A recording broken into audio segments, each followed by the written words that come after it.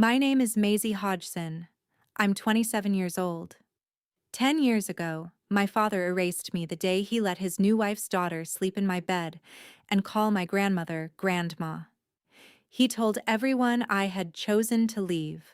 My letters came back ripped open and stamped, "Return to sender" in his handwriting. Last week, on the 10th anniversary of my death, my family held a memorial with 52 people. I stood at the back. Nobody looked up until the woman at the podium turned. She had my face.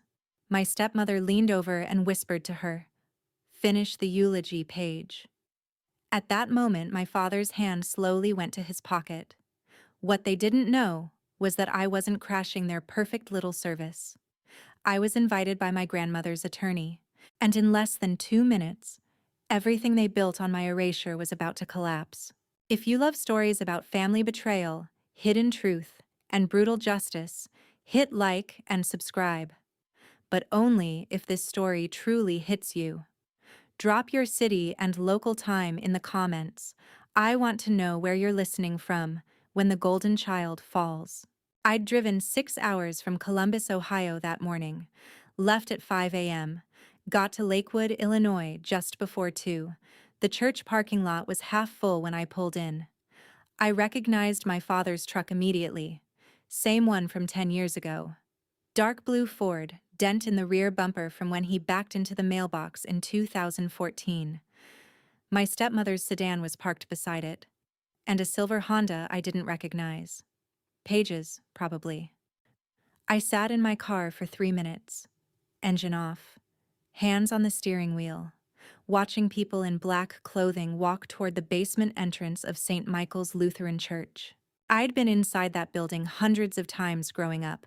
Sunday services, youth group on Wednesdays, Christmas Eve candlelight services, my mother's funeral in October 2014.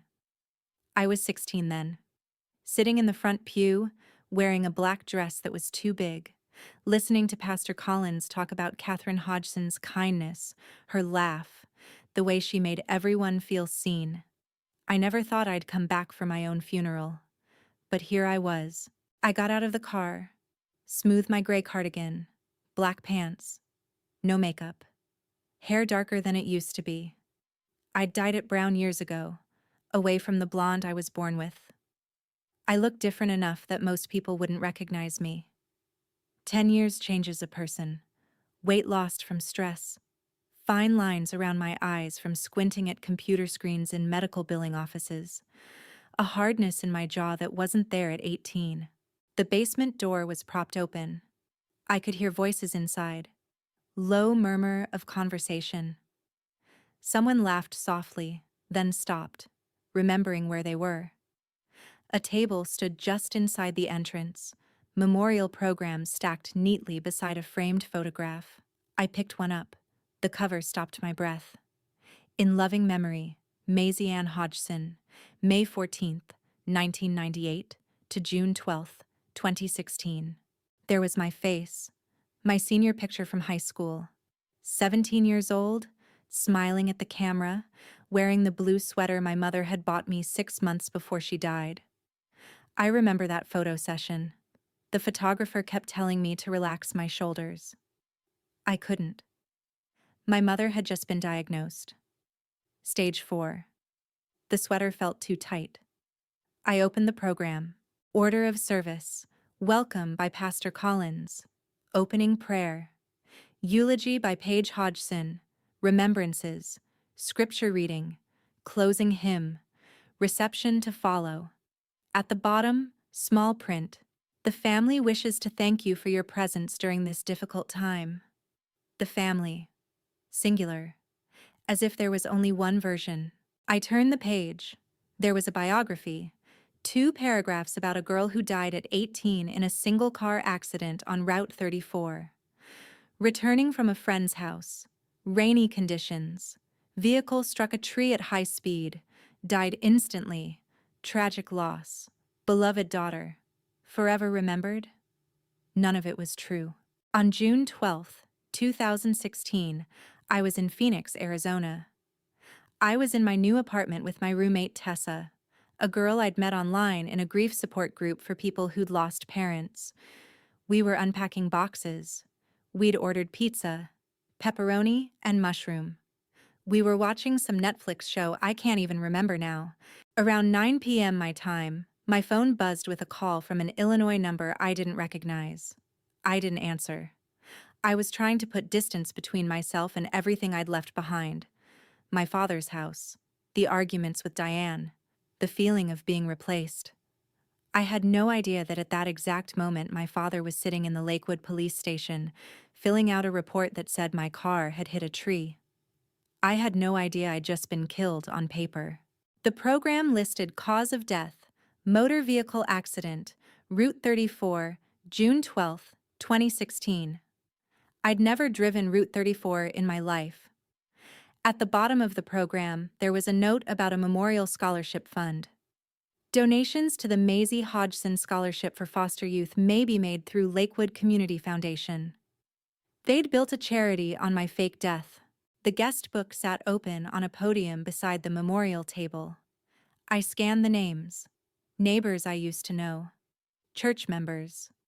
My father's co-workers from the auto shop. People I'd babysat for. Mrs. Fletcher, my 10th grade English teacher who'd helped me apply for college. Dale Peterson, who used to give my father free coffee every morning at the gas station. People who'd watched me grow up. People who'd believed I was dead. And at the bottom, in neat, professional handwriting, Allison Merrick. That was the attorney who'd found me 3 months ago, who'd called me at work in March, asking if I was Maisie Hodgson, who'd told me my grandmother Dorothy had passed away in February, who'd sent me certified mail containing copies of documents I never knew existed, a death certificate with my name on it, a police report describing an accident that never happened, an insurance payout receipt for $425,000. I signed my name in the guest book. Maisie Hodgson. Same name that was printed on the memorial program. Same name on the headstone they'd placed in Oakwood Cemetery, plot 237, under a maple tree. Then I walked into the main room. 52 people filled metal folding chairs arranged in rows. The church basement smelled like coffee and old carpet and something floral. The white lilies Diane had placed near the front. Fluorescent lights buzzed overhead, casting everything in that institutional pallor that made everyone look slightly unwell. A photo board stood near the podium. One of those large foam boards covered in pictures, the kind you see at graduations and retirement parties and funerals. I stayed in the back row, far left corner, sat down quietly in a metal folding chair that creaked under my weight. Nobody turned to look. If you've ever felt invisible in your own family, if you've ever walked into a room and realized they'd built a version of your life that didn't include you, then you know what it feels like to be a ghost at your own funeral. If this resonates with you, please hit the like button. It helps this story reach others who need to hear it. The photo board drew my eye. 18 pictures, arranged chronologically in a neat grid. Me at 2 years old, gap-toothed smile, holding a stuffed rabbit.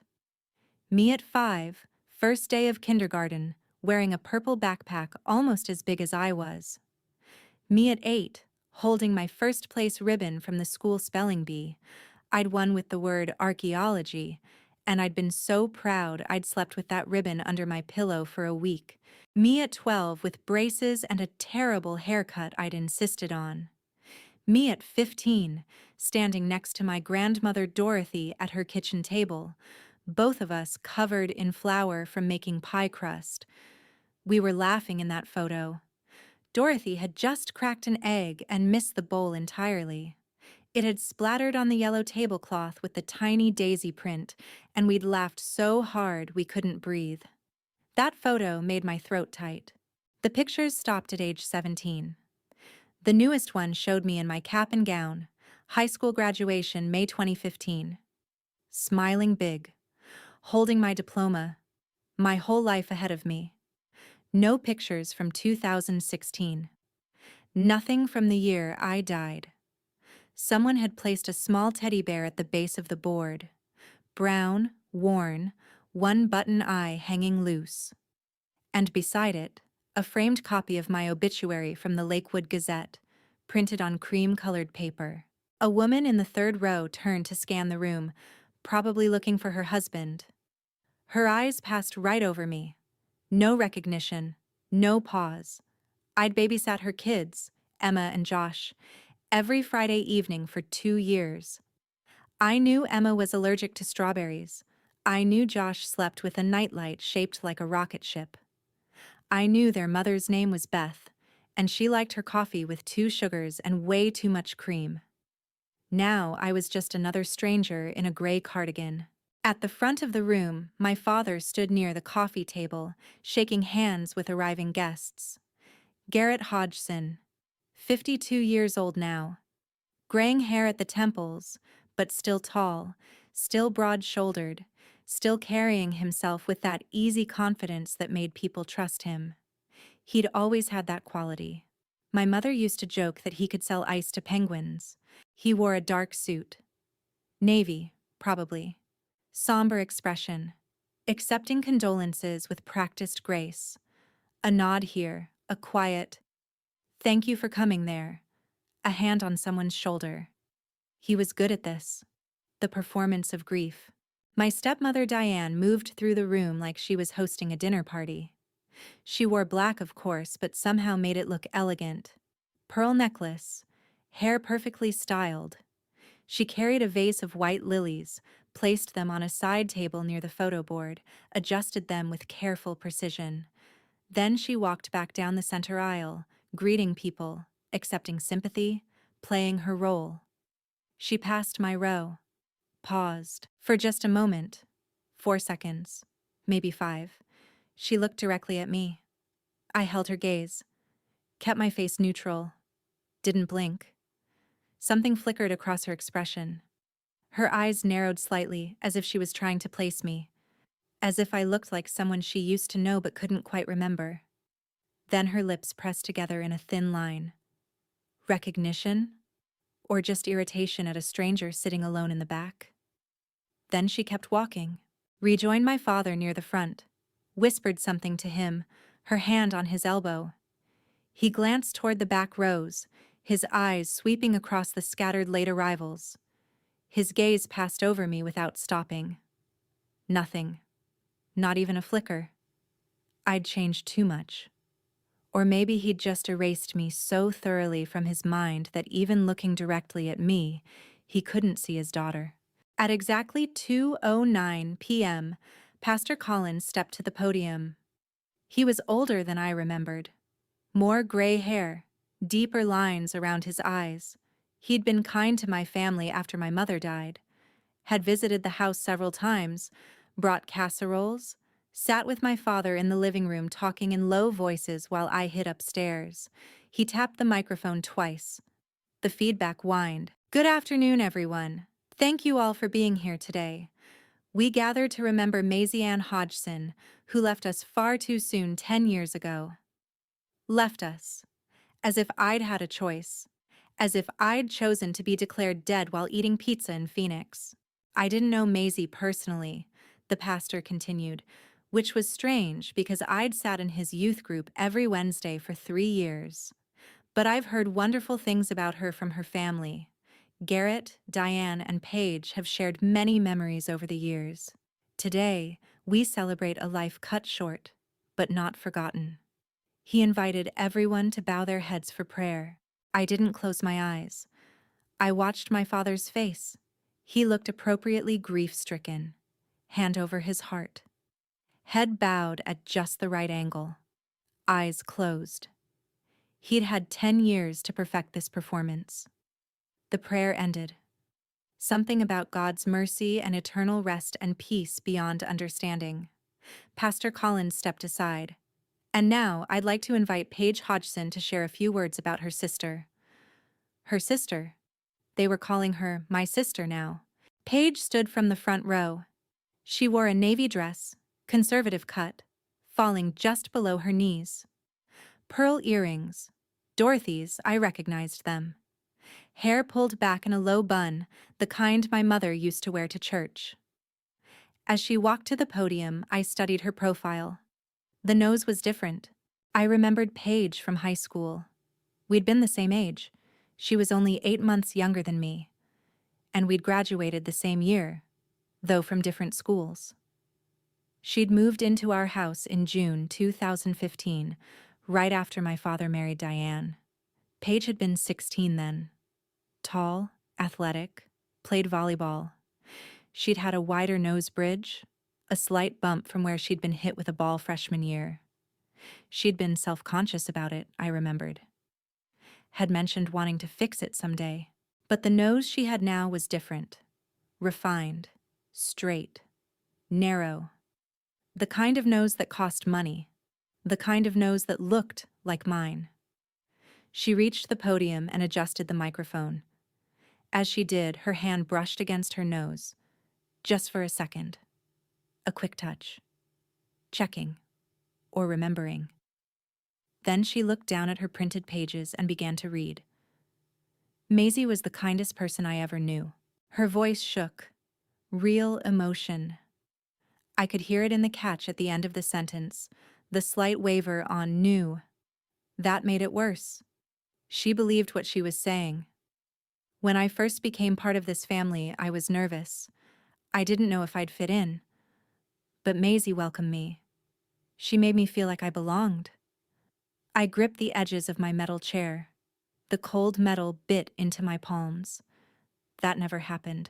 When Diane and Paige moved into our house in June 2015, I was 17 and still raw from losing my mother 8 months earlier.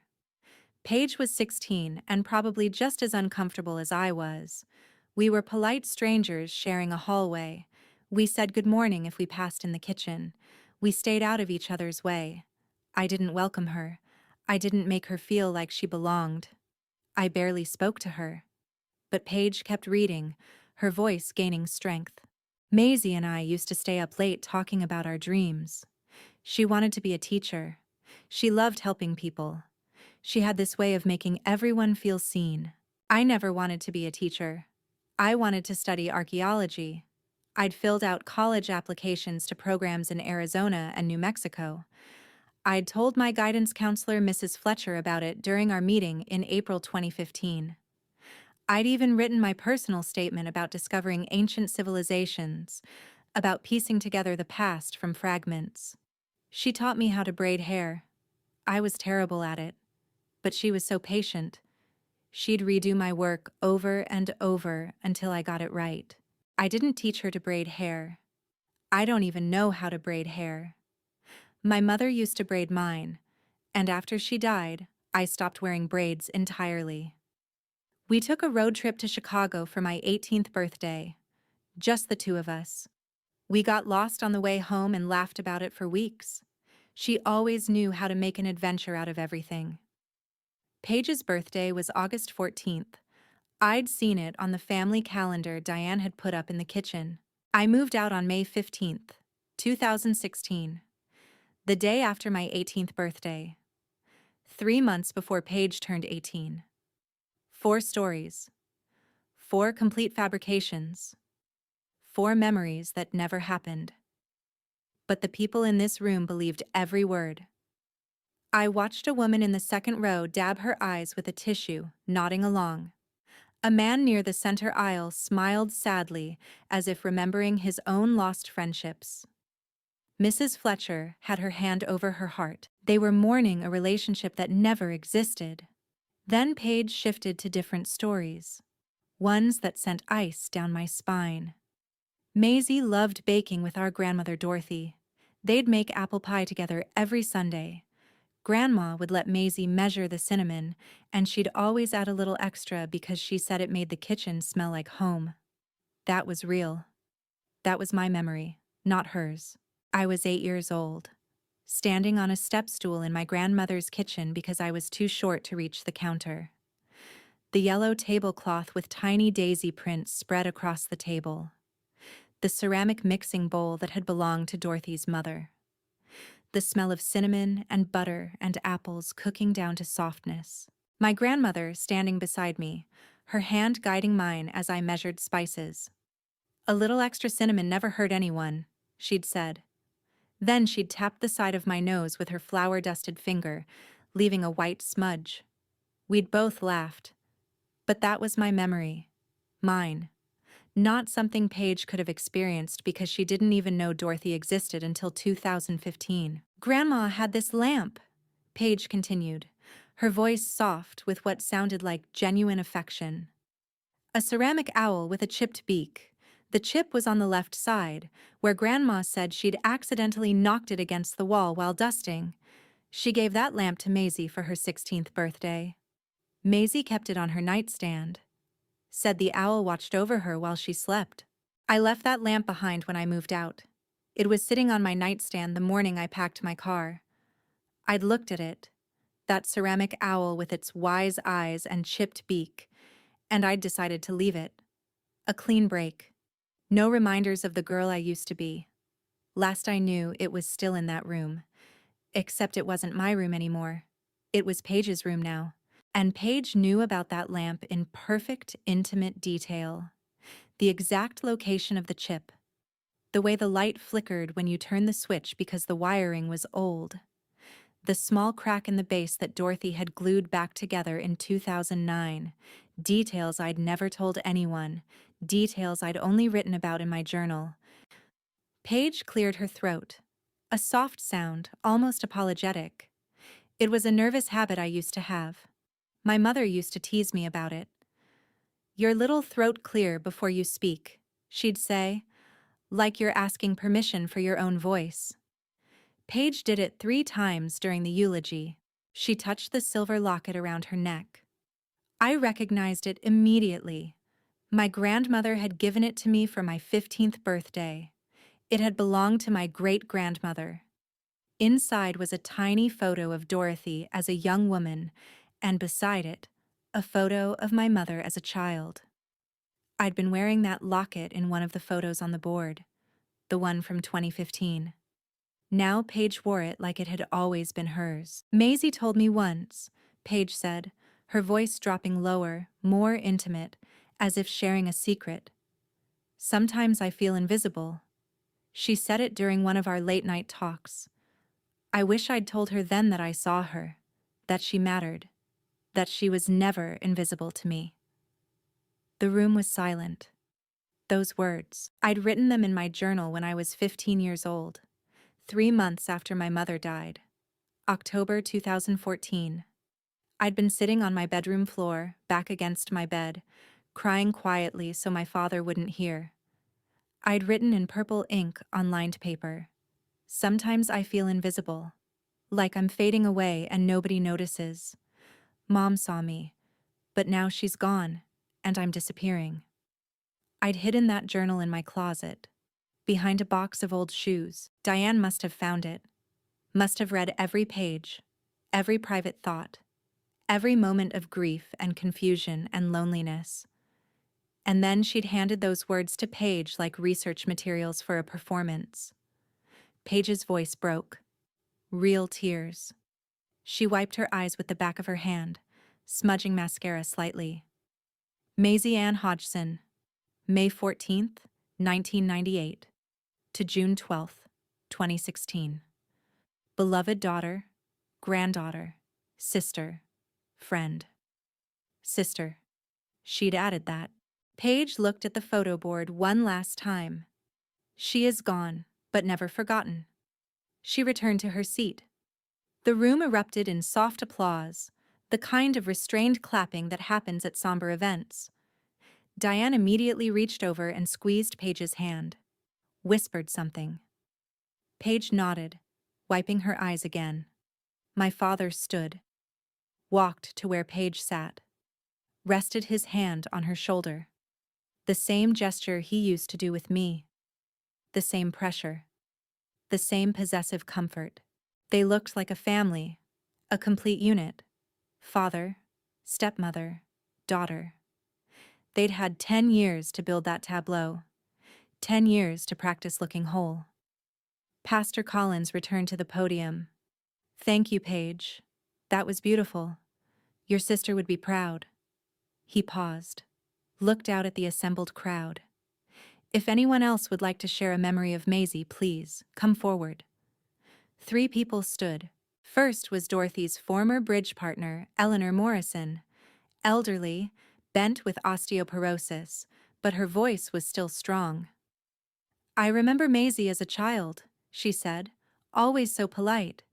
She'd come with Dorothy to our bridge games sometimes, sit quietly in the corner with a book. Such a sweet girl. That was true. I had done that. Next was a former neighbor, Mr. Patterson. Maisie helped me carry groceries once. I was struggling with too many bags and she just appeared. Didn't even ask. Just picked up half my load and walked them to my door. That's the kind of person she was. Also true.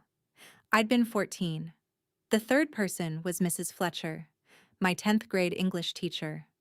The one who'd helped me write my college applications. The one who'd told me I had a gift for words. She walked to the front slowly. When she spoke, her voice wavered. Maisie Hodgson was one of the brightest students I ever taught. She was curious, thoughtful, kind. When her mother died, I worried about her. She became quieter, more withdrawn, but she kept working, kept pushing forward. Mrs. Fletcher's eyes were wet. I wish I'd done more. I wish I'd reached out after she graduated. Maybe things would have been different. She sat back down. Guilt. She felt guilty for my death, for something that never happened. My father stood again, walked to the podium, put his hand on the edge, steadying himself. I want to thank everyone for being here. His voice was measured, controlled. Losing a child is... He paused, took a breath. It's something no parent should experience, but having this community around us has made it bearable. And having Paige in our lives... He turned to look at her. She's brought light back into our home. He gestured for Paige to stand. She did, reluctantly. I'd like to introduce Paige to some of you who haven't met her yet. He guided her toward an elderly couple near the door, the Hendersons. They'd lived 2 houses down from us when I was growing up. This is my daughter, Paige. She's been helping us manage my mother Dorothy's estate. My daughter. Not my stepdaughter. Not Diane's daughter. My daughter. Mrs. Henderson smiled warmly, took Paige's hand in both of hers. Your grandmother was a wonderful woman, and your father has told us so much about you. He's so proud. Thank you, Paige said quietly. Mr. Henderson nodded. You've been a blessing to this family during a difficult time.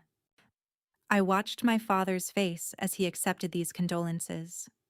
As he guided Paige through the room, introducing her, building her legitimacy as his daughter, as Dorothy's granddaughter, as part of the family history. His hand kept drifting to his pocket. A nervous gesture. He'd pat it, feel the shape of something rectangular inside, then pull his hand away. 3 times he did this during the introductions. Pastor Collins was preparing to close the service. Before we conclude, let us remember that grief is love with nowhere to go. Maisie lives on in... Excuse me. A woman's voice from the back. Everyone turned. A woman in a gray blazer stood near the door. Professional.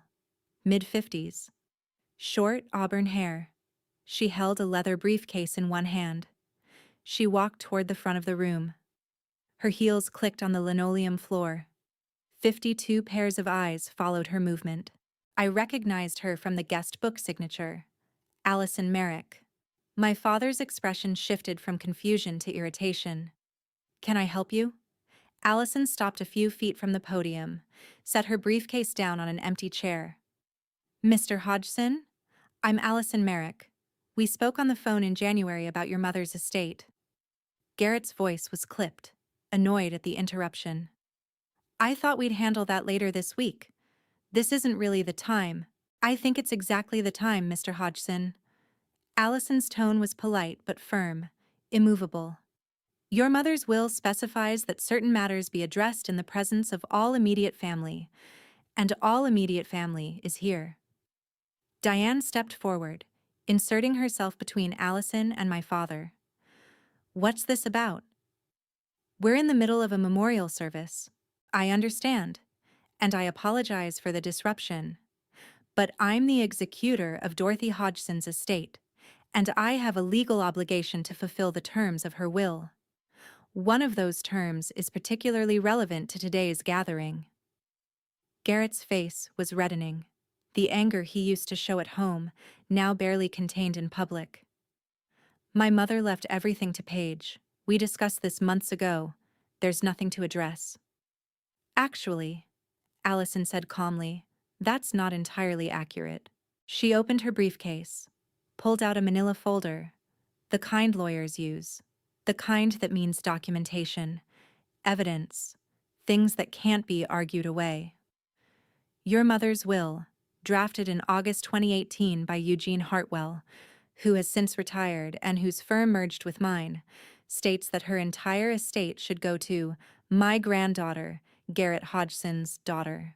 She pulled out a copy of the will, held it up so people in the front rows could see the official stamps, the signatures, the legal weight of it.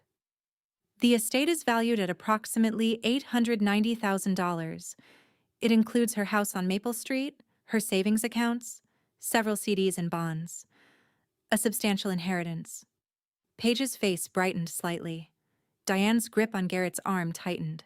However, Allison continued, under Illinois probate law, the term granddaughter has a specific legal definition. It refers to a biological descendant unless the will explicitly states otherwise. For example, if the will had said, my granddaughter Paige Hodgson, there would be no ambiguity. But it doesn't name anyone specifically. It just says, granddaughter. She paused. Let that sink in. As executor, I have a legal duty to locate all potential heirs before distributing assets. So I began a search.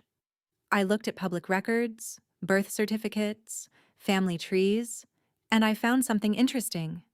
She pulled out another document. Garrett Hodgson has one biological child, a daughter, born May 14, 1998, Maisie Ann Hodgson. The room shifted. Uncomfortable rustling, people glancing at the photo board, at the memorial program, at the coffin that didn't exist.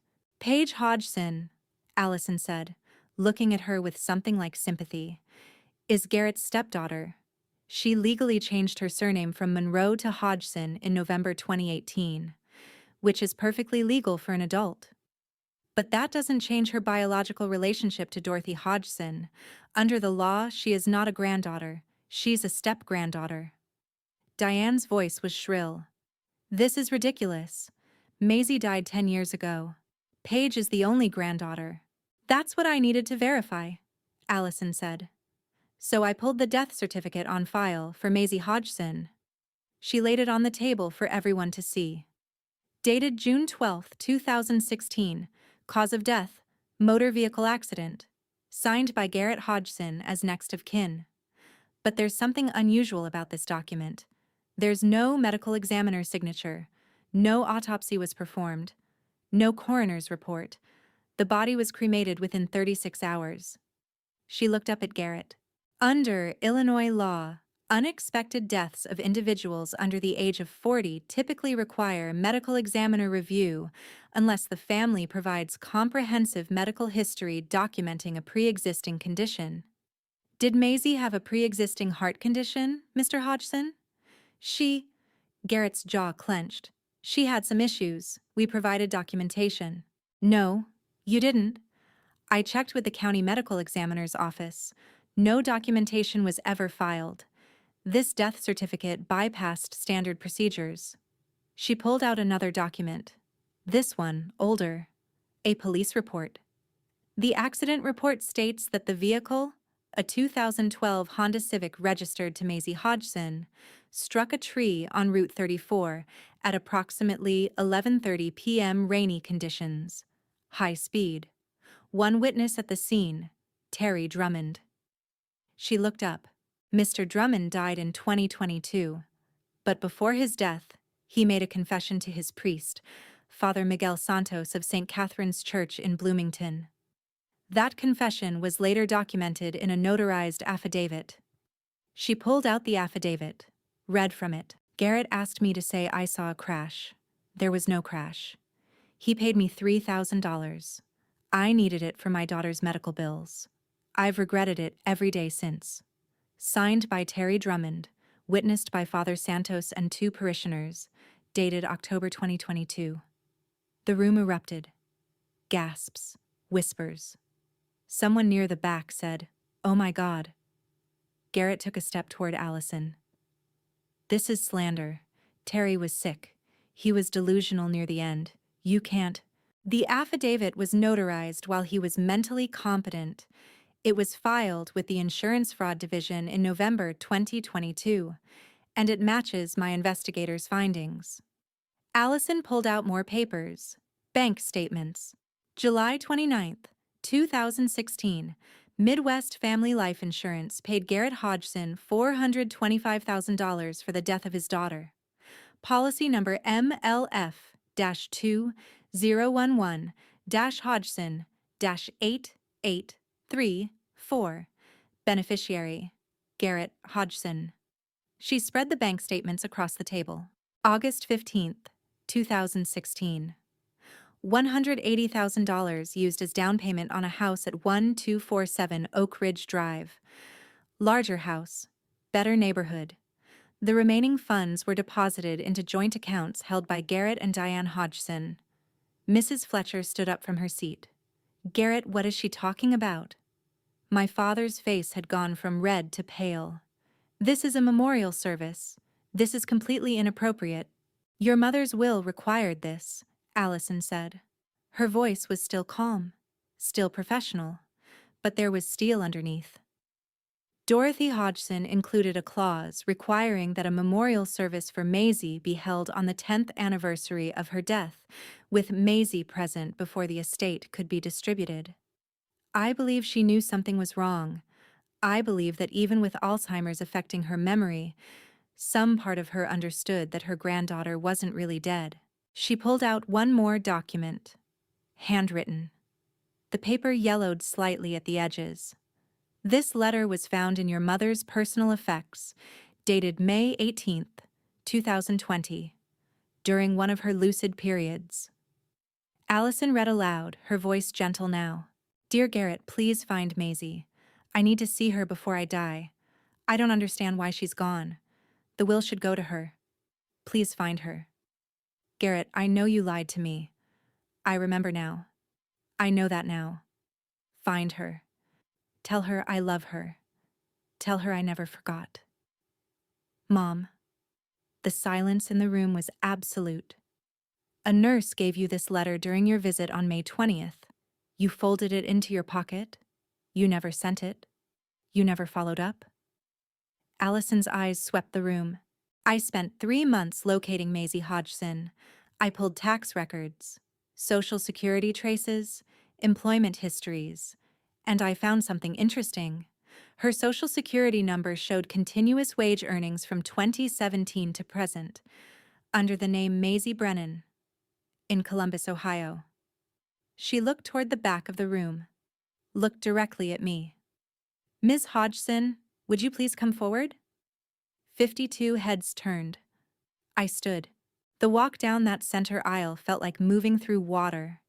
Each step deliberate, controlled. I kept my eyes forward. Didn't look at the faces turning to track my movement. Whispers started immediately. "Who is that? Is that a guest? She looks familiar." Mrs. Fletcher's voice cut through the murmur. "Maisie?" Quiet. Uncertain. "Maisie Hodgson?" Her voice triggered recognition in others.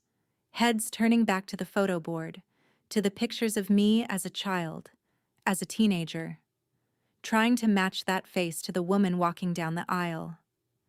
I reached the front, stood beside Allison, turned to face the crowd, and looked at my father. His face had gone completely white, mouth slightly open, frozen. Diane gripped his arm so tightly her knuckles had gone bloodless. Paige just stared, confused, trying to understand what was happening. Allison gestured to me. This is Maisie Ann Hodgson, born May 14th, 1998, daughter of Catherine and Garrett Hodgson, Dorothy Hodgson's biological granddaughter.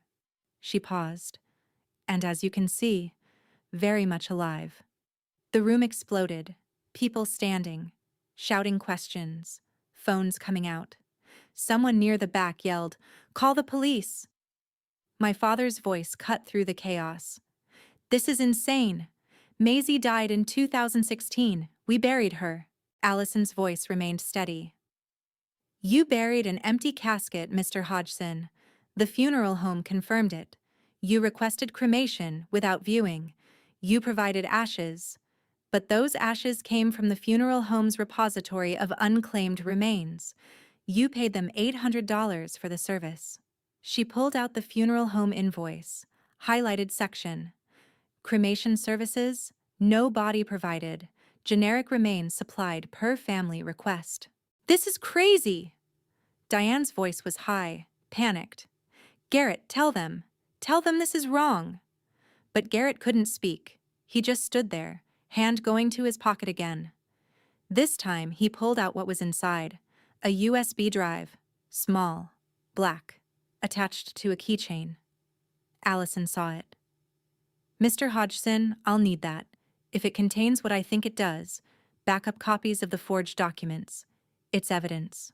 My father looked at the USB drive in his hand, looked at me, looked at the 52 witnesses surrounding him. Then he closed his fist around it.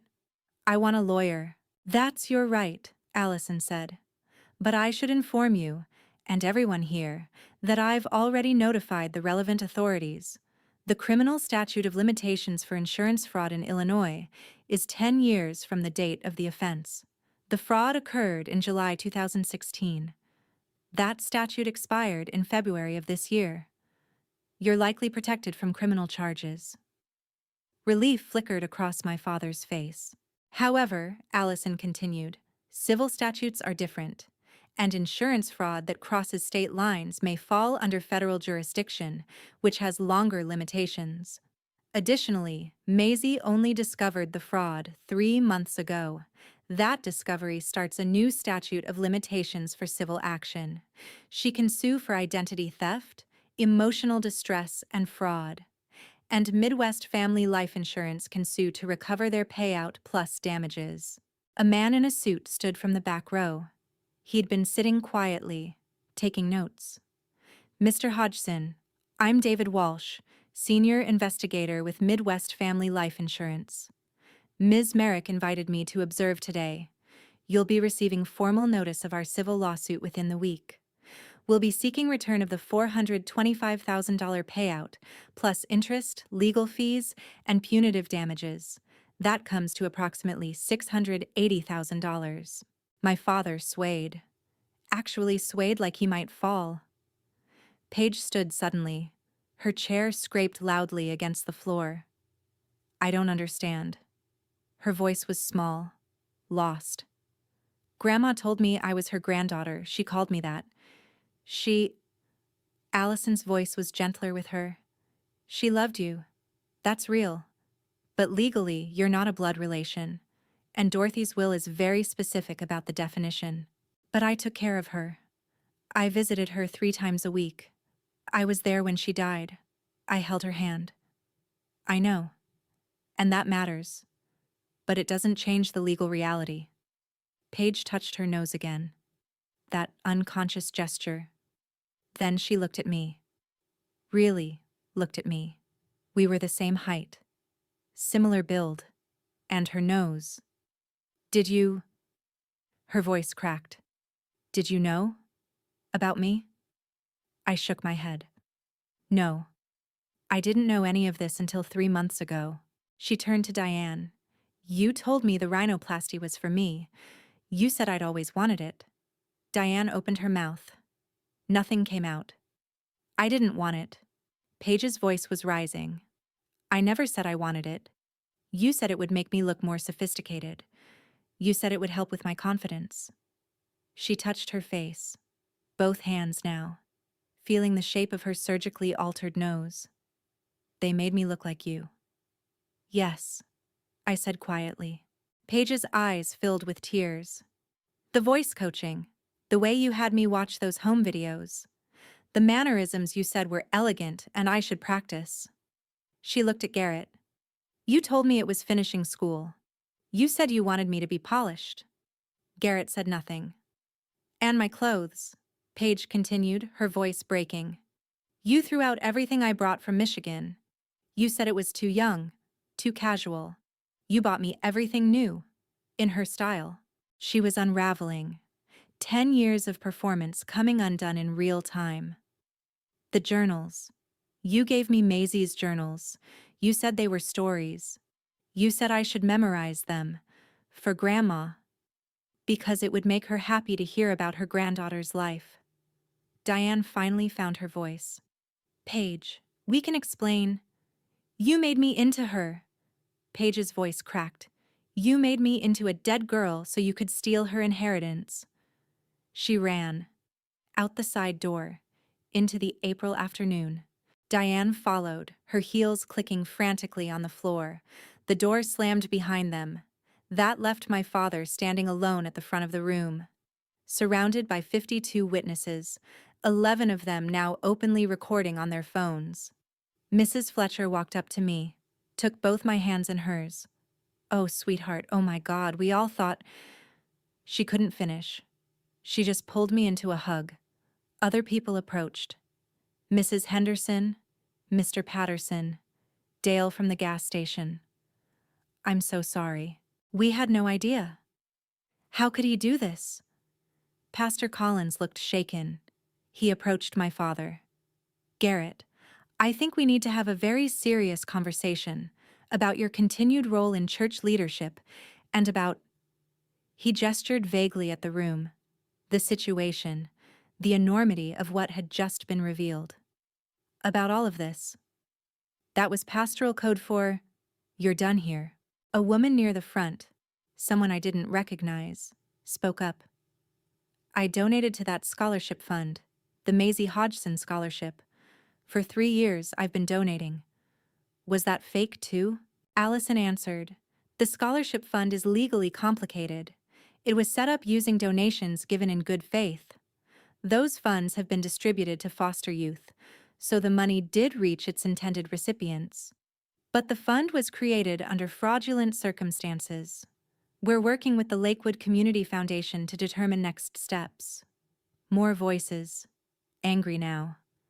I gave money at Christmas. I bought raffle tickets. My daughter applied for that scholarship thinking it honored a real person. The room was turning. I didn't need to say anything else. They were doing it themselves. Realizing they'd been lied to, manipulated, used. I looked at my father one last time. I didn't come here for revenge. My voice cut through the noise. The room quieted. I came because Grandma Dorothy wanted me here. She put it in her will. Even when she was confused. Even when you told her I was gone. Some part of her remembered. Some part of her knew. Garrett's voice was hoarse. She didn't know what she was doing. The Alzheimer's? She knew enough. She knew you lied to her, and she made sure the truth would come out eventually. I pulled out my phone, showed him the photos of the returned letters one more time. You read every one of these. You knew I wanted to come back. You knew I wanted to fix things. And you chose to keep me dead because it was easier. Because it was profitable. He looked at the photos. Couldn't deny them. I was 18. I'd just lost my mother. I was grieving. And instead of helping me, you erased me. My voice didn't shake. I'd spent 10 years earning this calm. You gave my room to Paige. You gave her my grandmother. You gave her my memories. You made her into me so Dorothy wouldn't ask questions. And then you collected insurance money on my death while I was alive, eating pizza in Phoenix. I took a step closer. You can't say you didn't know I was alive. The letters prove it. You opened them. You read them. You chose to send them back. Garrett's mouth opened, closed. No words came. So, here's what's going to happen. The estate goes to me. All of it. Because I'm Dorothy's biological granddaughter, and that's what the law says. Midwest Family Life is going to sue you for the insurance money. You'll probably lose your house. Your reputation is gone. 52 people and 11 recordings will make sure of that. I turned to leave. He grabbed my arm. Maisie, wait. Please. Can we talk? Privately? I'm still your father. I looked down at his hand on my arm, then at his face. No. You stopped being my father the day you signed my death certificate. I pulled my arm free. You've had 10 years to talk to me. You chose silence. I walked toward the door. So did I. Outside, the April air felt sharp and clean after the stale basement atmosphere.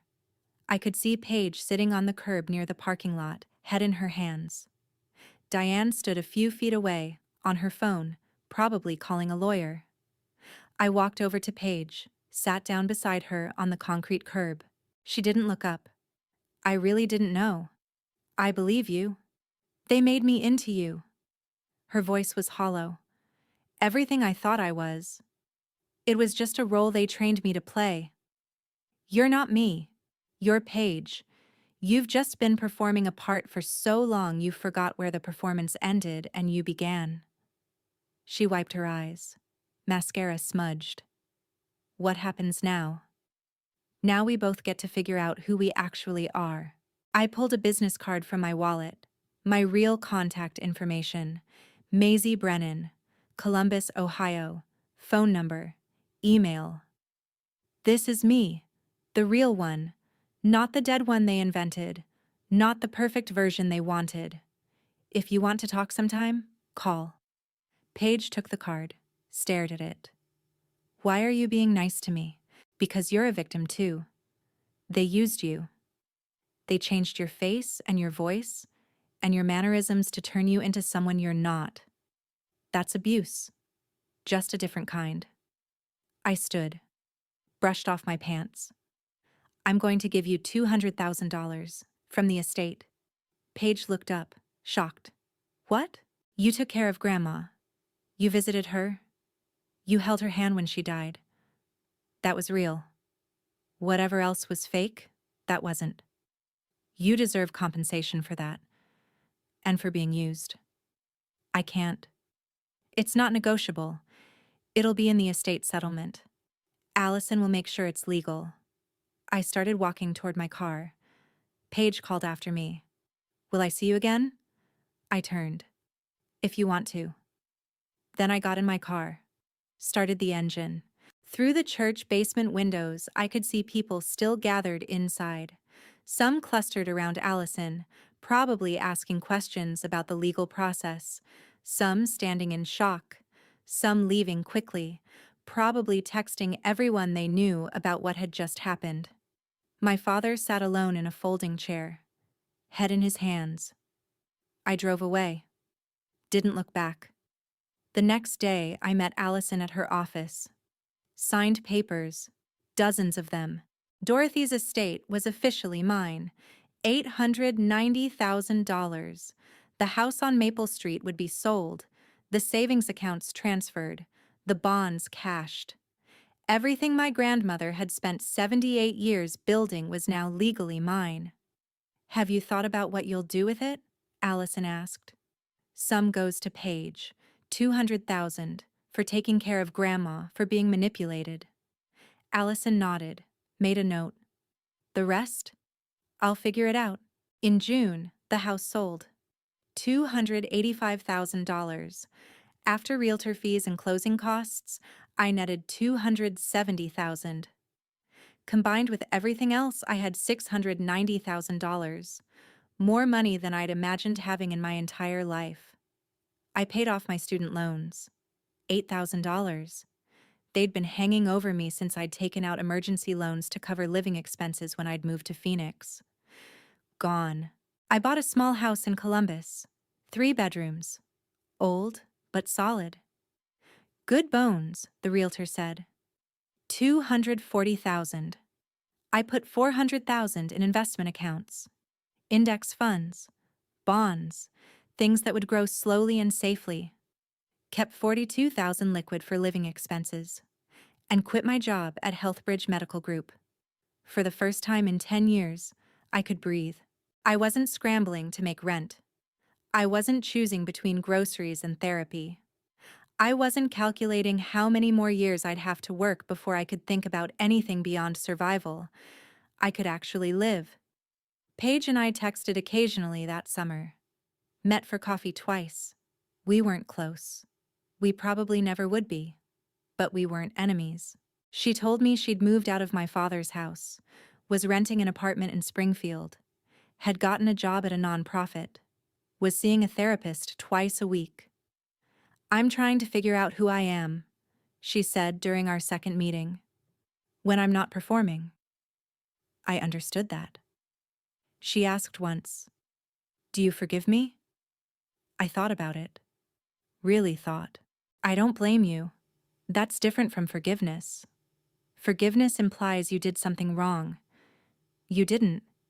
You were 17 when they started this. You were a child. They used you. But you were groomed. That's what it's called. They groomed you to replace me. Paige cried. I didn't. I'd run out of tears years ago. In August, my father called. I saw Dad on the caller ID. I'd never deleted his contact. I let it go to voicemail. "Maisie, it's your father. I know you're angry. I understand. But I was hoping we could talk. Work things out. You're still my daughter. That doesn't change." I deleted the message without listening to the end. He called 3 more times that month. September 2nd, September 15th, September 24th. I never answered. Some people think that makes me unforgiving, cold, hard. Maybe they're right, but forgiveness isn't owed, it's earned. And you can't earn what you've never acknowledged needing. He never apologized, never admitted what he'd done was wrong. He just wanted me to work it out, as if it was a misunderstanding we could fix over coffee. In October, Diane sent a letter. Thick envelope, multiple pages. I didn't open it. Put it in a drawer in my kitchen. Maybe I'd read it someday, when I was ready. Or maybe I never would. That was my choice now. By November, I'd settled into a rhythm. Started therapy weekly, paid out of pocket. I could afford it now. My therapist, Dr. Reeves, asked early on, "What do you want your life to look like?" I didn't know how to answer. I'd spent 10 years fighting to exist. To prove I was alive. To survive one more month, one more week, one more day. I'd never thought about what came after survival. So I started small. I planted a garden in my backyard. Tomatoes, basil, herbs I'd always wanted to grow, flowers whose names I didn't know but liked the look of. I adopted a cat from the Columbus Humane Society, Orange Tabby, 8 years old. She'd been there for 6 months. Nobody wanted an older cat. I named her Dorothy. I took a pottery class at the community college, made lopsided bowls and crooked mugs. Didn't care that they were imperfect. I learned to cook meals that weren't from boxes or microwaves, followed recipes from the internet, failed sometimes, succeeded others. I drove past my childhood house once in November. The new owners had painted it blue. There were toys in the yard, a swing set, a trampoline, children's bikes on the porch, a family that looked happy. I hoped they were. I hoped that house held better memories for them than it had held for us. One Saturday morning, I drove to Oakwood Cemetery. First time since the memorial. Found plot 237 under the maple tree. The headstone was still there. Granite. Expensive. Maisie Ann Hodgson, beloved daughter, 1998 to 2016, forever young. I stood there for 20 minutes, thinking about the girl I used to be, the one who baked with her grandmother, the one who loved archaeology and wanted to uncover ancient cities, the one who wrote in purple ink and dreamed of adventures. That girl was gone, not dead, just changed. I pulled out my phone, called a monument company. I need an addition to a headstone. The stonemason met me there 3 days later, took measurements, listened to what I wanted. 2 weeks later, the new engraving was finished. Below the original text, in smaller letters, survived by herself. Petty? Maybe. Perfect? Absolutely. I took a photo, posted it on my private Instagram. 17 followers, mostly people from Columbus who knew the story. Caption: I'm not defined by who tried to bury me. The photo got 23 likes. That was enough. I drove home, parked in my driveway, looked at my house, the one I'd bought with my inheritance, the one that was mine, the one nobody could take away. Dorothy the cat was sitting in the window, watching for me.